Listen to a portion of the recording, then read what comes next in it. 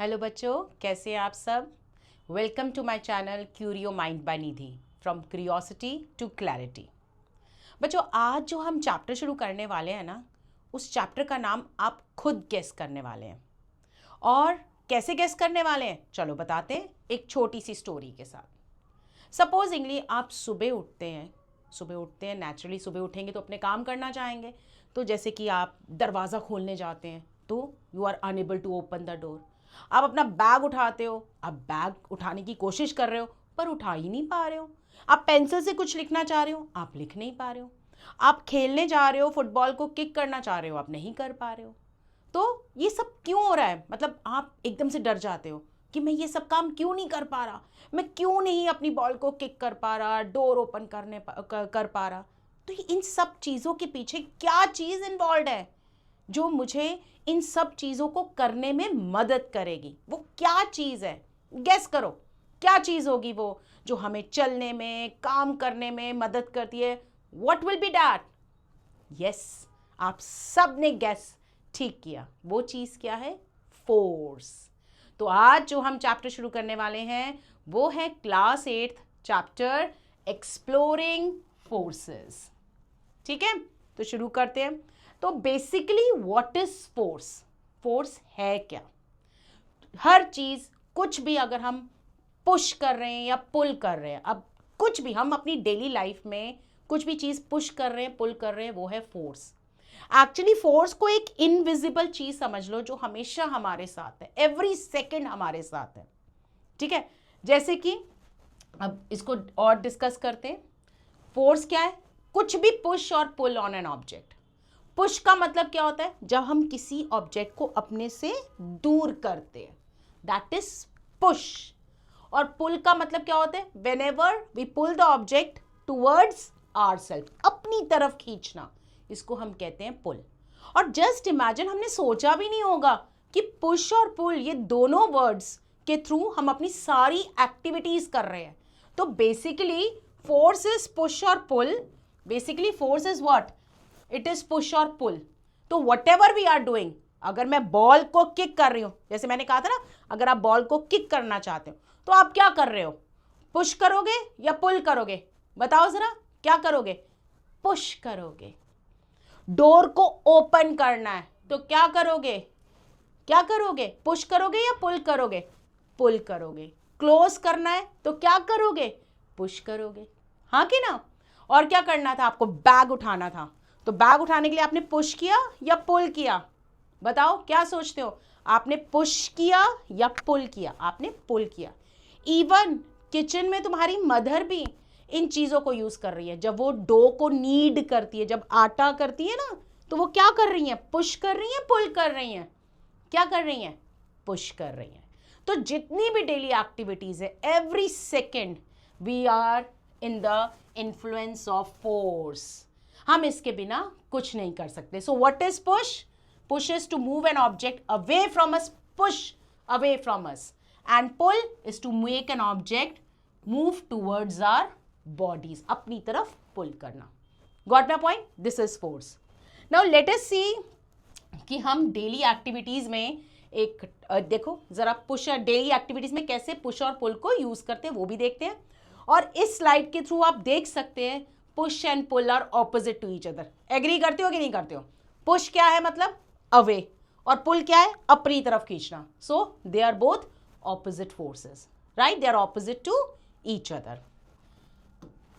Now let us see what are the various example where we are pushing।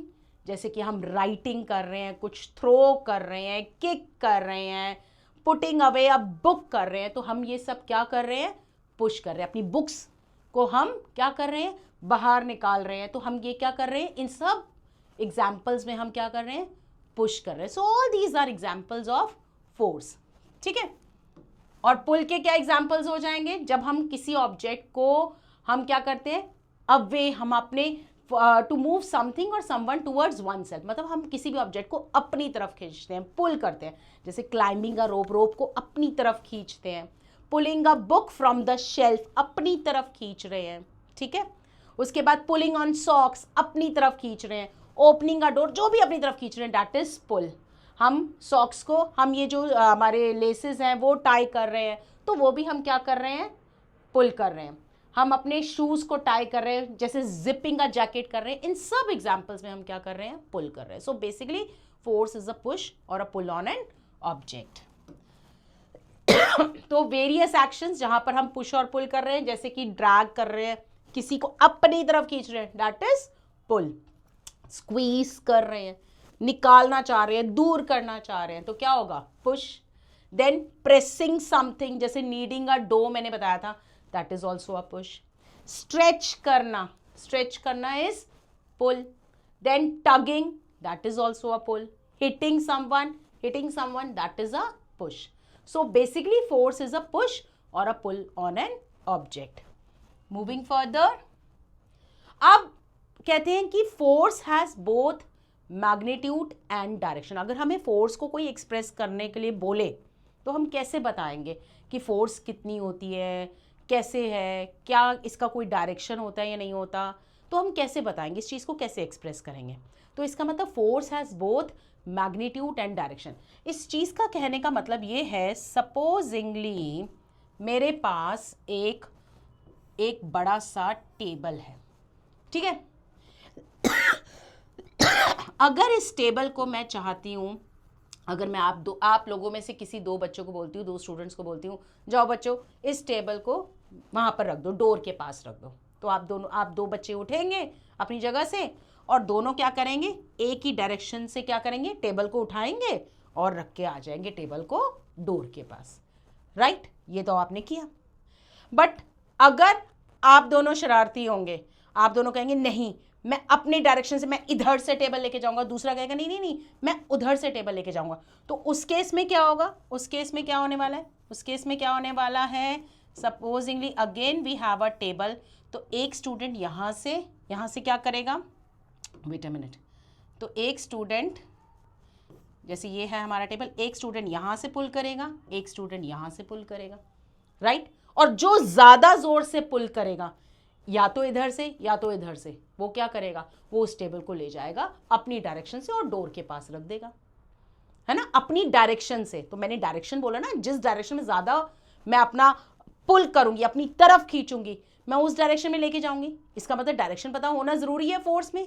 तो very important कि force का क्या है, force has got direction.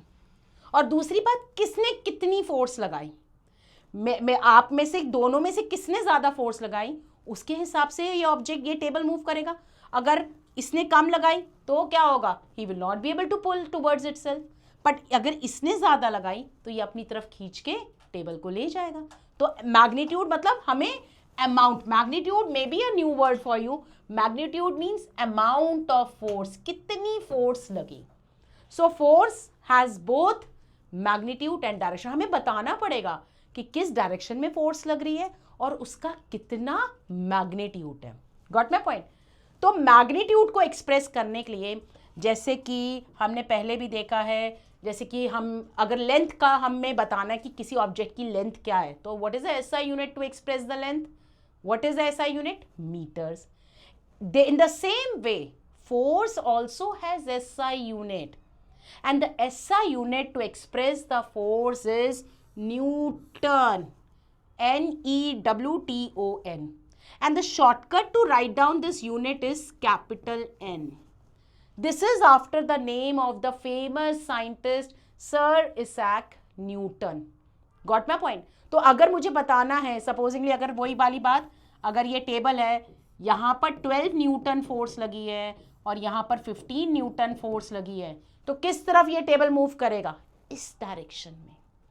तो magnitude बताना जरूरी हुआ और डायरेक्शन बताना मतलब किस तरफ ऑब्जेक्ट मूव हुआ, तो बताना जरूरी बनता है कि नहीं बनता है। So that is why a force has both magnitude and direction.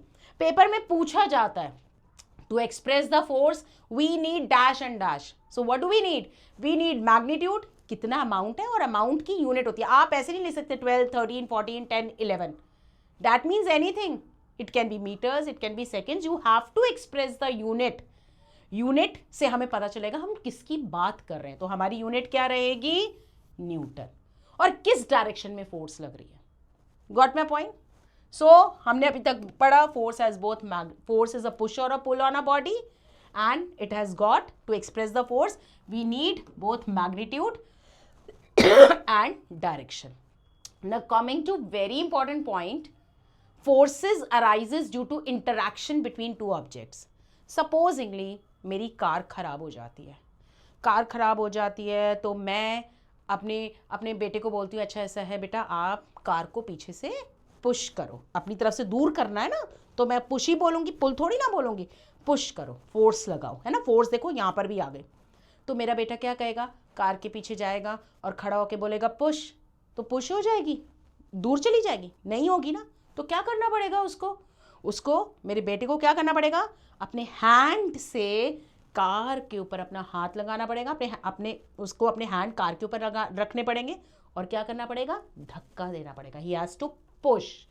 So two bodies are interacting with each other, दो बॉडीज एक दूसरे के साथ इंटरैक्ट कर रही है, एक दूसरे के इंटरैक्शन में आ रही है, तो तभी तो पॉसिबल है कि ये फोर्सेस अराइज हो रही है।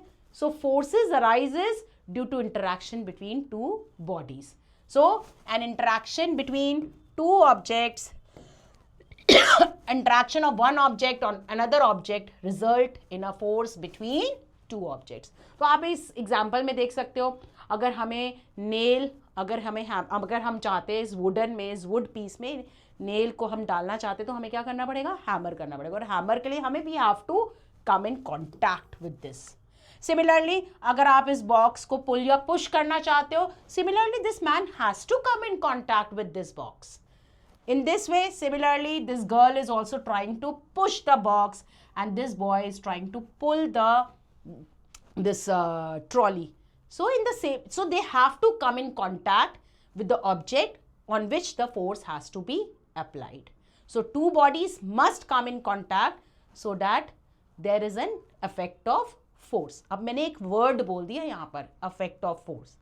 Effect of force क्या है, अभी आगे और पढ़ते हैं। तो तीन चीजें हो गई अभी तक, फोर्स इज अ पुश और a pull on a body, दूसरी चीज force has both magnitude and direction. Push और पुल है तो इसको कैसे बताएंगे, कितना ज्यादा कितना कम, मैग्नीट्यूड और डायरेक्शन से।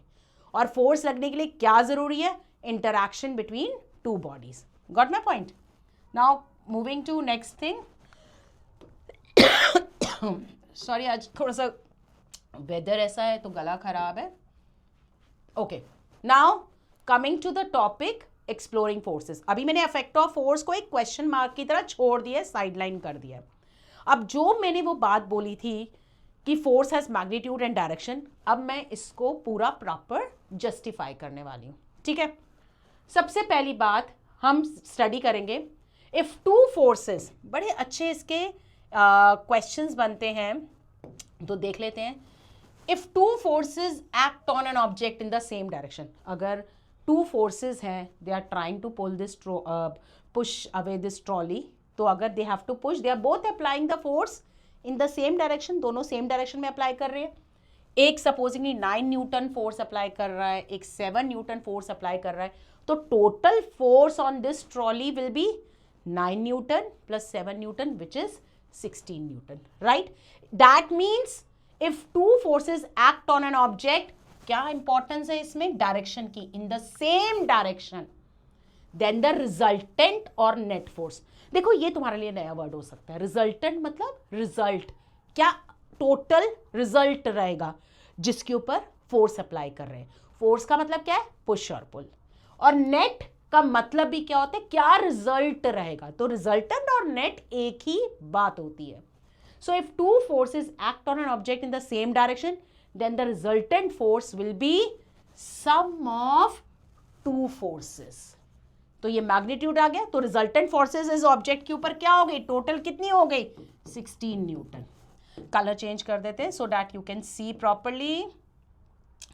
हाँ, so the resultant force will be 16 newton on this, and in which direction, तो फोर्स बताना है तो डायरेक्शन को तो कैसे ही बोल सकते हैं।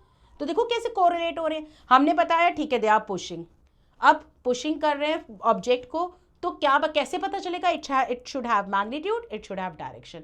तो मैग्नीट्यूड हमें पता है 16 न्यूटन, तो what is the direction, what it will be the same as the direction of the two forces. जिस डायरेक्शन में दोनों फोर्सेस अप्लाई किए हैं उसी डायरेक्शन में दिस ऑब्जेक्ट विल मूव।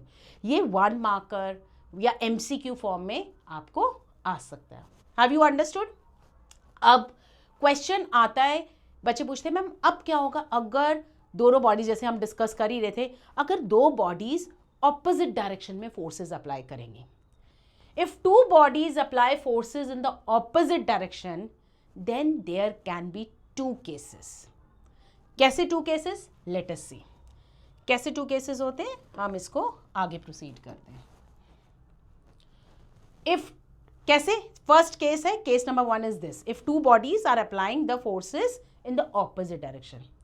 अगर this person, this child is applying the force, it is pushing away this box in this direction with a force, say, wait a minute, with a force say 6 Newton, and she is also pushing this box she is pushing the box in this direction with a force say 6 Newton. तो what is the net effect? net effect का मतलब समझ गए ना, net का मतलब क्या होता है? resultant. What is the net force acting on the box? तो क्या होगा, net force क्या रहेगी? What is the net force? net force, या हम word use करेंगे resultant force। कैसे निकालेंगे? इन दोनों का क्या करेंगे? difference निकालेंगे। 6 Newton minus 6 Newton which comes out to be 0 Newton. That means even though the force is applied, the object is not moving, है ना? So that means this type of forces जिसमें दोनों तरफ से फोर्सेस लग रही हैं, ऑपोजिट डायरेक्शन में फोर्सेस लग रही हैं, देखो डायरेक्शन का कितना इंपॉर्टेंस है, ऑपोजिट डायरेक्शन में फोर्सेस लग रही हैं बट इक्वल लग रही हैं and the object is not moving at all, तो सच फोर्सेस को हम कहते हैं बैलेंस्ड फोर्सेस। क्या कहते हैं? क्योंकि दोनों तरफ से क्या कर रही हैं? बैलेंस्ड कर रही हैं। पहला केस क्या था? जब दोनों ऑब्जेक्ट, जब दोनों, जो एक बॉय और गर्ल है, दोनों एक बॉडी के ऊपर एक ही डायरेक्शन में फोर्स अप्लाई कर रहे हैं, तो टोटल फोर्स एड अप हो गई, क्योंकि सब एक ही डायरेक्शन में मूव कर रहे हैं naturally, now it will be easy to move that object, तो टोटल फोर्स अफेक्ट होगा। बट अगर ऑपोजिट डायरेक्शन में एक्ट कर रही है तो हमें देखना पड़ेगा कितनी फोर्स है। कई बार होता है ना, दोनों एक हमारे पास बैग है, चॉकलेट का बैग है, तुम्हारी सिस्टर पुल कर रही है, तुम पुल कर रहे हो, पर कहीं वो बैग नहीं हिल रहा है, इसका मतलब opposite direction forces are applied and the forces are equal. So even though the force is applied, but there is no effect of force. फिर से मैंने बोला no effect of force. तो अब इसको डिस्कस करेंगे कि effect of force क्या है। तो the force on this object is 0. So such type of forces are known as balanced forces. Moving on to the next thing. अब अगर unequal forces apply हो जाए, अगर यहाँ पर they have to move this ball, they both, क्योंकि अब इन दोनों की force, supposingly he is this person is applying the force which is 8 Newton and this fellow is applying the force which is 7 Newton. So what is the total force acting in this direction is 15 Newton, है ना? Same direction वाली को तो हम add कर देंगे, और ये दोनों 5 Newton फोर्स अप्लाई कर रहे हैं, तो इनकी टोटल फोर्स क्या होगी? 10 Newton. In which direction this ball will move? Naturally in this direction. क्यों इस डायरेक्शन में मूव करेंगी? क्योंकि अगर 15 Newton माइनस 10 Newton करेंगे तो कितनी ज्यादा फोर्स, कितनी मोर फोर्स इस डायरेक्शन में अप्लाई हो रही है, इस डायरेक्शन में, और कितने अमाउंट से? 5 Newton से। ठीक है, समझ में आ रही है? Have you understood this? तो 5 Newton से ज्यादा है, तो इसीलिए ये ऑब्जेक्ट इस डायरेक्शन में मूव कर जाएगा। तो डायरेक्शन भी इंपॉर्टेंट हो गया, और ये हमारे पास क्या हो गया? अमाउंट। अगर पेपर में north direction, south direction, supposingly teacher mention this as north direction and mention this as south direction, तो तुम क्या बोलोगे? The object will move in the north direction. Why will you say this? Because you will show this calculation and show this that 15 Newton minus 10 Newton which comes out to be 5 Newton. और जब दो bodies different opposite direction में unequal forces apply करती हैं, तो हम उन forces को अनबैलेंस्ड फोर्सेस कहते हैं। क्या कहते हैं इनको? Unbalanced forces. सेम डायरेक्शन में कर दिया तो कोई प्रॉब्लम ही नहीं है, एड अप करो, काम खत्म। अगर ऑपोजिट डायरेक्शन में कर दिया, दोनों इक्वल अप्लाई कर रही हैं, तो क्या होगा? दोनों का इफेक्ट कैंसिल हो गया, तो ऑब्जेक्ट के ऊपर कोई इफेक्ट ही नहीं आया, तो हम कहेंगे बैलेंस हो गया, सब कुछ बैलेंस हो गया। बट अगर अनइक्वल फोर्सेस लग रही हैं तो क्या हो गया? अनबैलेंस्ड हो गया।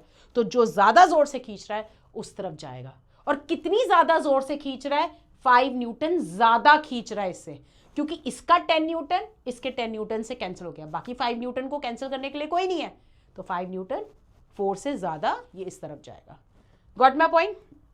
अच्छा, एक छोटा सा एक अलग से, अगर 2 or more forces acting on an object in different direction, जैसे कि शुगर का एक क्यूब गिर जाता है, दाना गिर जाता है, तो आपने देखा ना चींटियां जो है, एंड्स हैं, दे स्टार्ट अटैकिंग, खूब सारी एंड्स जो होती हैं उस शुगर क्यूब के ऊपर आ जाती हैं, और खूब सारी कुछ एंड्स इस डायरेक्शन में पुल कर रही हैं, कुछ एंड इस डायरेक्शन में, कुछ एंड इस डायरेक्शन में, है ना, सब अपने अपने डायरेक्शन में, डिफरेंट डायरेक्शंस में अपने अपने पुल कर रही हैं।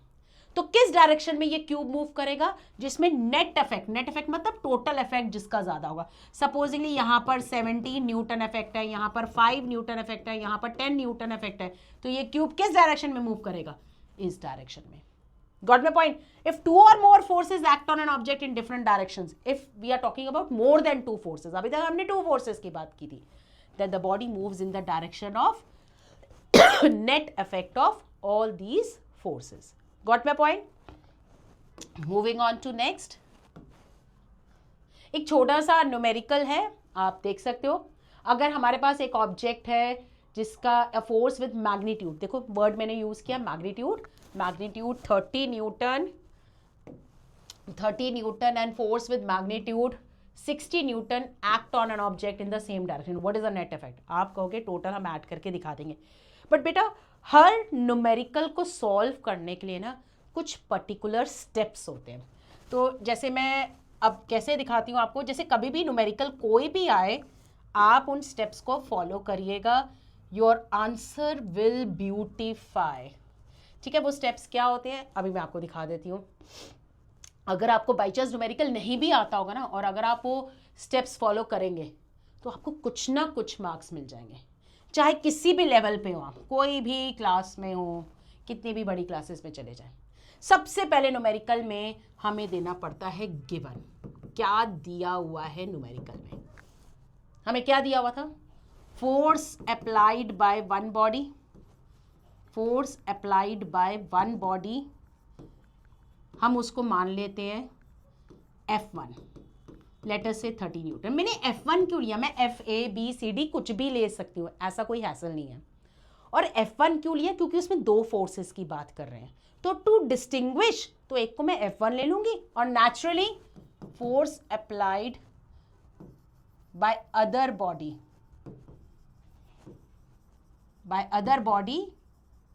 which is F2 which is 60 Newton. हमेशा न्यूमेरिकल्स में गिवन का स्टेप होना चाहिए।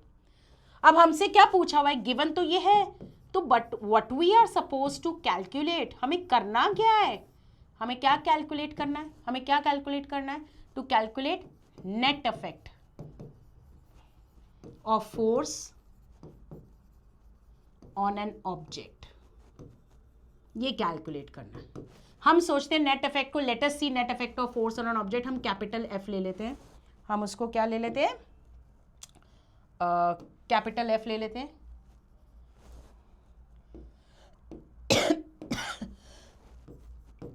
Late us take this as capital F and this we are suppose to calculate. ठीक है, अब ये दिया हुआ है, ये कैलकुलेट करना है, इसके लिए हम क्या फॉर्मूला यूज करें so that we can get our answer। तो क्या फॉर्मूला यूज रहेगा, आपको क्या लगता है, एक बॉडी 30 न्यूटन एक डायरेक्शन में अप्लाई कर रही थी, दूसरी बॉडी 60 न्यूटन सेम डायरेक्शन में अप्लाई कर रही थी, तो क्या करेंगे इन दोनों फोर्सेस को, वी विल ऐड, है ना। F is the net force, F1 is the force applied by one body, F2 is the force applied by the other body, ये फॉर्मूला यूज हो गया। नाउ योर कैलकुलेशंस, अब हम calculate करेंगे, answer निकालेंगे, कैसे निकालेंगे। अब हमें हमेशा, इससे क्या होगा, कुछ बच्चों की हैबिट है न्यूमेरिकल्स में फॉर्मूला लिखना भूल जाते हैं, इस स्टेप्स को फॉलो करके आप कभी भी फॉर्मूला लिखना नहीं भूलेंगे और आपके कभी भी मार्क्स डिडक्ट नहीं होंगे। So what are you going to write down, सिर्फ अपना डेटा ऐड करो इसमें and you will get the answer as 90 newton. Directly कुछ बच्चों ने कर दिया होगा 30 + 60, 30 न्यूटन + 60 न्यूटन 90 न्यूटन, आ गया आंसर। बट जब आप ऐसे स्टेप से लिखते हो आपका आंसर ब्यूटीफाई हो जाता है। और इन स्टेप्स को फॉलो करके आप कभी भी, आप एक तो ये लिखना नहीं भूलेंगे कि हमको फॉर्मूला यूज करना बहुत इंपॉर्टेंट है, और कैलकुलेशंस में एक बात याद रखिएगा, हमेशा टीचर का 1 मार्क इस चीज के लिए होता है, half mark for the answer and half mark for writing down the unit, क्योंकि यूनिट के बिना हमें पता ही नहीं चलेगा आप बताना क्या चाहते हो। आप फोर्स के बारे में बताना चाह रहे हो, आप लेंथ के बारे में बताना चाह रहे हो, आप टाइम के बारे में बताना चाह रहे हो, आप अमाउंट ऑफ सब्सटेंस के बारे में बताना चाहते हो, किसके बारे में बताना चाहते हो, ये तो हम न्यूटन देखेंगे तो हमें पता चलेगा, अच्छा you are talking about the force. Got my point? Is it okay? Moving back. Okay, so I hope this is clear to everyone. और हम इसका साथ में डायरेक्शन भी, नेचुरली अमाउंट लिखा है तो यहां पर हम डायरेक्शन भी लिख देंगे, the body will move in the same direction as the net effect of the two forces. Got my point? तो अब हमने प्रूव कर दिया कि क्यों हमारे लिए डायरेक्शन और मैग्नीट्यूड इंपॉर्टेंट है। Now moving on to the next thing, जिसको मैं हमेशा एक क्वेश्चन मार्क की तरह छोड़ दे रही थी कि what is the effect of force. तो सबसे पहले इफेक्ट ऑफ फोर्स पढ़ने के लिए you should know the meaning of state of motion. It is a very important word. State of motion means a change in either the speed or its direction of motion. It described as a change in the state of the motion. अगर किसी object की speed change हो रही है मतलब increase हो रही है या डिक्रीज हो रही है, या ऑब्जेक्ट स्टॉप कर रहा है तो speed increase decrease, object stop कर रहा है, या कोई ऑब्जेक्ट स्टेशनरी है, स्टेशनरी मतलब रुका हुआ है और वो चल रहा है, तो इन सब चीजों में क्या इन्वॉल्व है? फोर्स इन्वॉल्व है। अगर कोई ऑब्जेक्ट की डायरेक्शन चेंज करनी है तो उसमें भी क्या इन्वॉल्व है? फोर्स इन्वॉल्व है। So a change in either the speed of an object or its direction or both is described as a change in the state of the motion. मतलब हम मोशन को कब कहेंगे कि देयर इज अ चेंज, हम कोई भी object move कर रहा है तो हम कब कहेंगे कि देयर इज अ चेंज? जब उसकी डायरेक्शन या स्पीड में चेंज है। और ये चेंज इन स्पीड और डायरेक्शन कब होगा, किसकी वजह से होगा? A force can bring about the change in the state of the motion of an object. This is very important. ये एक fill in the blank question हो सकता है। A dash can bring about the change in the state of the motion of the object. क्या चीज है जो change in the state of the motion कर सकती है? वो है फोर्स। और change in the state of the motion का मतलब है हमें क्या चेंज हो रहा है, हमारा मोशन। हमें कैसे पता चलेगा कि object is changing it's motion? अगर उसका डायरेक्शन चेंज हो रहा है या उसकी क्या चेंज हो रही है? स्पीड चेंज हो रही है। हम इसको अभी दिखाते हैं कैसे हम ये बात कर रहे हैं। तो इसमें इस स्लाइड में मैं 2 बातें बोल रही हूँ कि मोशन कब चेंज होगा, कब उसका स्टेट चेंज होगा, या तो उसकी डायरेक्शन या उसकी क्या चेंज होगी?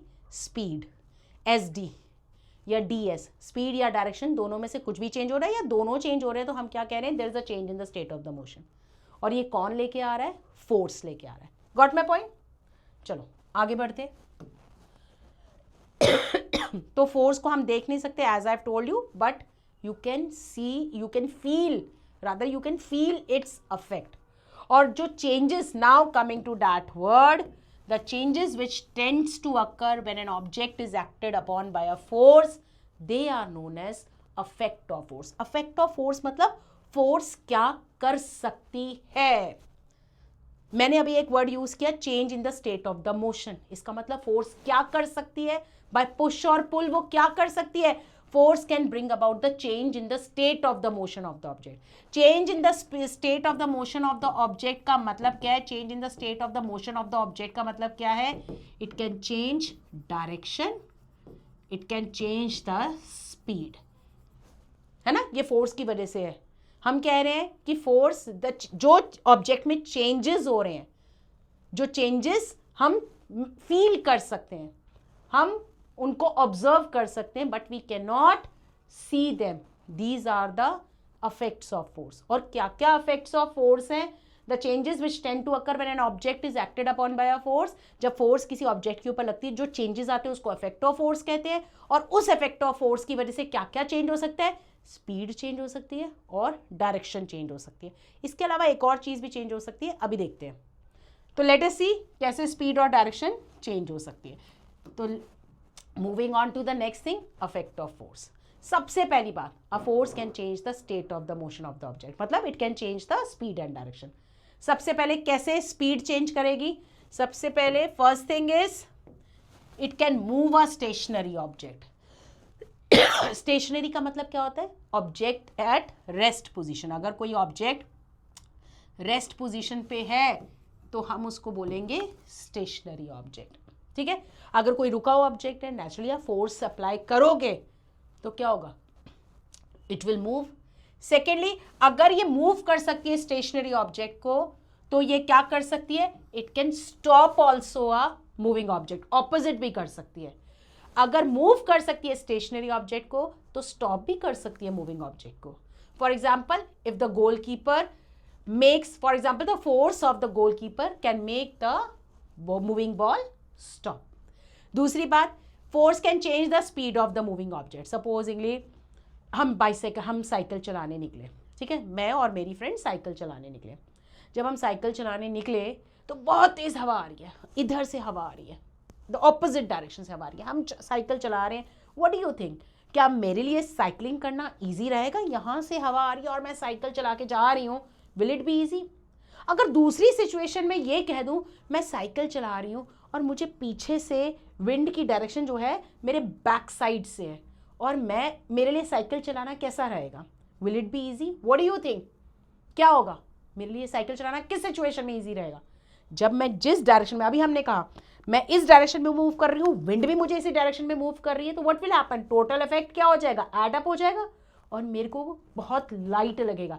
मुझे लगता है ये सब आप सब ने एक्सपीरियंस किया होगा ये सब ने बार। भैया मैंने तो एक्सपीरियंस किया। तो साइकिलिंग चलाने निकले, पीछे से हवा चल रही है, जैसे लग रहा है बहुत लाइट है, मुझे ज़्यादा फोर्स ही नहीं लगानी पड़ी साइकिल को मूव करने के लिए। तो क्या हुआ? स्पीड क्या हो गई मेरी? इंक्रीज हो गई। बट वही हवा आ रही है तो मेरे को लग रहा है मेरी साइकिल इतनी टाइट कैसे होगी, मैं तो चला ही नहीं पा रही हूँ। तो मेरी स्पीड कैसे हो गई? डिक्रीज हो गई। इसका मतलब विंड की फोर्स से मेरी स्पीड इंक्रीज या डिक्रीज हो गई? फोर्स है ना, तो फोर्स तो कैसे भी है। इसी तरीके से अगर आपके फ्रेंड है, वो साइकिल को आप आगे जा रहे हो, पीछे से पुश, अपनी तरफ क्या करेगा? अपनी तरफ से पुल करेगा, अपनी तरफ खींचेगा, तो क्या होगा? मैं आगे चल पाऊंगी? नहीं चल पाऊंगी। तो फोर्स इज अप्लाइड। अगर वही पुश करेगा तो मैं आसानी से आगे चल पाऊंगी, हाँ कि ना? तो that means force can change the speed of the moving object. कैसे? Pushing the bicycle from behind increases its speed, but pulling the bicycle from behind decreases its speed, right? Similarly, when a ball is dropped, अगर आप ball को ऊपर height से drop करोगे, its speed will increase. क्या reason है इसका? याद है क्यों बॉल नीचे आएगी? कुछ पता है क्यों बॉल नीचे आएगी? कुछ फोर्स है जो बॉल को खींच रही है और हम सबको यहाँ पर रुके हुए हैं। हम क्यों यहाँ पर एक जगह पे, एक पोजीशन पे हैं? क्यों है? यू नो दैट फोर्स, याद है कुछ? Gravity, gravitational force. यस, इसको हम और डिटेल में डिस्कस करेंगे। तो हमारी स्पीड इंक्रीज हो जाएगी। अगर हम बॉल को अगेंस्ट द ग्रेविटी अगर इस तरफ से उछालेंगे तो क्या होगा? ऊपर जाते जाते स्पीड क्या होगी? डिक्रीज होगी। Ultimately it will come down. तो ऊपर थ्रो करेंगे तो स्पीड डिक्रीज होगी, नीचे थ्रो करेंगे तो स्पीड इंक्रीज होगी, क्योंकि अगेंस्ट द ग्रेविटी जा रहे हैं। Got my point? तो सबसे पहली बात, force can change the state of the motion, मतलब स्पीड चेंज कर सकती है। स्पीड कैसे चेंज कर सकती है? 3 वे से। मूविंग ऑब्जेक्ट को स्टॉप कर सकती है, स्टेशनरी ऑब्जेक्ट को मूव कर सकती है, दोनों ऑपोजिट हो गए। तीसरी बात, स्पीड को इंक्रीज डिक्रीज कर सकती है, राइट? नेक्स्ट थिंग, अब डायरेक्शन कैसे चेंज कर सकती है? अ force can change the direction of the object. आपका आ गया favourite cricket match. Cricket match में क्या होता है? When a batsman hit the ball, तो क्या होता है? बॉल तो इस डायरेक्शन में आई, बट जब बैट्समैन ने फोर्स अप्लाई की तो उसका डायरेक्शन चेंज हो गया कि नहीं हो गया? So a force can change the direction. तो state of the motion. तो what is the effect of force? Force के पुश और पुल से क्या हो सकता है? डायरेक्शन चेंज हो सकती है या स्पीड चेंज हो सकती है। और स्पीड चेंज कैसे कैसे हो सकती है? स्टेशनरी मूव करने लगेगा, मूविंग ऑब्जेक्ट स्टॉप हो जाएगा, स्पीड इंक्रीज डिक्रीज हो जाएगी और डायरेक्शन चेंज हो जाएगी। Apart from bringing the change in the state of the motion, a force can also bring the change in the shape and the size of the object. और सबसे अच्छा example है हमारा टूथपेस्ट यूज करना। सुबह हम उठते हैं, टूथपेस्ट यूज करते हैं ना, ब्रश के ऊपर लगाते हैं, तो रोज उसका शेप साइज चेंज होता है या नहीं होता? हमारे पास स्प्रिंग होती है, हम उसको ऐसे स्ट्रेच करते हैं तो उसका शेप साइज चेंज हो रहा है कि नहीं हो रहा? क्योंकि हम क्या कर रहे हैं? उसको पुश कर रहे हैं कि पुल कर रहे हैं? बताओ, हम इसको स्ट्रिंग को पुल कर रहे हैं या पुश कर रहे हैं? सोचो। अब ये क्वेश्चन मैं पूछूंगी आपसे। उसके बाद hammering a piece of aluminium into a sheet. आपके पास एक आपकी एल्यूमिनियम फॉयल है ना, ये हमने कैसे, हमारे पास जो अर्थ से एल्यूमिनियम मेटल ऑब्टेन्ड होता है, हम उसको बीट करते हैं एक रॉक फॉर्म में, बीट करते करते करते करते करते करते it gets flattened into a sheet. तो हमने फोर्स अप्लाई की, so change in shape is there, so a force can change the shape and size of the object also. So these are the effect of the force. तो हमने क्या किया है, force is a push और a pull on a body. Force कब आएगी, when there is an interaction. Force has both magnitude and direction. और हम फोर्स की इतनी बात कर रहे हैं, तो फोर्स की मैग्नीट्यूड एंड डायरेक्शन का क्या मतलब, हम क्यों यूज कर रहे हैं, क्योंकि अगर फोर्सेस सेम डायरेक्शन में लगेंगी तो दे विल एड अप, अगर ऑपोजिट डायरेक्शन में लगेंगी तो there can be balanced force और अनबैलेंस्ड फोर्स। और फिफ्थ थिंग हम जो कर रहे हैं, the force can bring the change in the state of the motion of the object. State of the motion of the object का मतलब क्या है, स्टेट ऑफ द मोशन मतलब मोशन चेंज हो रहा है बाय चेंजिंग द स्पीड और by changing the direction. Also there can be change in the shape and the size of the object apart from bringing the change in the state of the motion of the object. और ये सब किसके वजह से possible है, because of force. ठीक है, moving on to the next thing. अब हमारा एक पार्ट खत्म होता है, अब हम फोर्सेस को और एक्सप्लोर करेंगे। हम फोर्सेस के बारे में डिस्कस करेंगे कि what are the different types of forces. थोड़ा सा मैं इसको और थोड़ा सा एक्सप्लेन करना चाहूँगी, डिफरेंट टाइप्स ऑफ फोर्सेस, बस इसी को हम एक बार ले लेंगे। हाँ, देयर आर बेसिकली फोर्सेस को आप 2 कैटेगरीज में डिवाइड कर सकते हैं, contact force and non-contact force. Force can be categorized in 2 ways, contact force and non-contact force. As the name only suggests, contact force वो forces हैं which comes into play when 2 bodies are in direct contact with each other. They should be in direct contact, एक दूसरे के बिल्कुल contact में होना चाहिए। Non-contact forces are those forces which are not in direct contact with each other. ठीक है, और इनके एग्जाम्पल्स क्या हैं कॉन्टैक्ट फोर्स, जैसे कि क्या क्या फोर्सेस जो इंक्लूडेड है कॉन्टैक्ट फोर्स में, जैसे कि मस्कुलर फोर्स है, हमारा है एक नई फोर्स है मस्कुलर, मसल्स के बारे में तो आपने फिर भी सुना होगा, एक और फोर्स है जिसका नाम है फ्रिक्शनल फोर्स, ये हम नया पढ़ेंगे। ये थोड़ा सा आपको थोड़ा सा नॉलेज होगा कि मस्कुलर फोर्स मतलब हमारी मसल्स फोर्स अप्लाई कर रही हैं। और नॉन कॉन्टैक्ट फोर्स जैसे कि हमारी, अभी हमने ये यूज भी किया है, ग्रेविटेशनल फोर्स। कैसे, जैसे बॉल को थ्रो किया था, क्या बॉल और अर्थ को एक दूसरे के कांटेक्ट में आना पड़ा था, नहीं आना पड़ा था ना, that means it is a non contact force. एक छोटा सा एग्जांपल है इसको एक्सप्लेन करने का। देन ये तो सबने पढ़ा ही होगा, मैग्नेटिक फोर्स, याद है क्लास 6 में मैग्नेट्स का चैप्टर। और लास्ट इज इलेक्ट्रो, ये भी आपके लिए एक नई चीज होगी, इलेक्ट्रोस्टैटिक फोर्स। ठीक है, so basically forces can be categorised in 2 ways, contact and non contact force. तो moving back to my slide, हाँ जी, तो basically forces are of 2 types. Contact force क्या होती है, forces which comes into play when 2 bodies are in direct contact with each other, when 1 body are in contact with each other, जैसे कि muscular, frictional force या force of friction, एक ही बात है, अब पढ़ेंगे क्या होता है। और नॉन कॉन्टैक्ट फोर्स क्या होती है, they forces exerted on another body without any direct contact with the other body. और इसके क्या क्या एग्जाम्पल हो सकते हैं, क्या क्या एग्जाम्पल हो सकते हैं जैसे कि मैग्नेटिक फोर्स है, इलेक्ट्रोस्टैटिक फोर्स है, ग्रेविटेशनल फोर्स है। तो ग्रेविटेशन आपने फिर से सुना हुआ है, मैग्नेटिक फोर्स सुना हुआ है, तो इलेक्ट्रोस्टैटिक फोर्स को हम डिस्कस करेंगे। ठीक है बच्चों, नाउ हम सेकेंड लेक्चर में मिलेंगे और कंटिन्यू करेंगे इसको। चलो बाय, टेक केयर एवरीवन।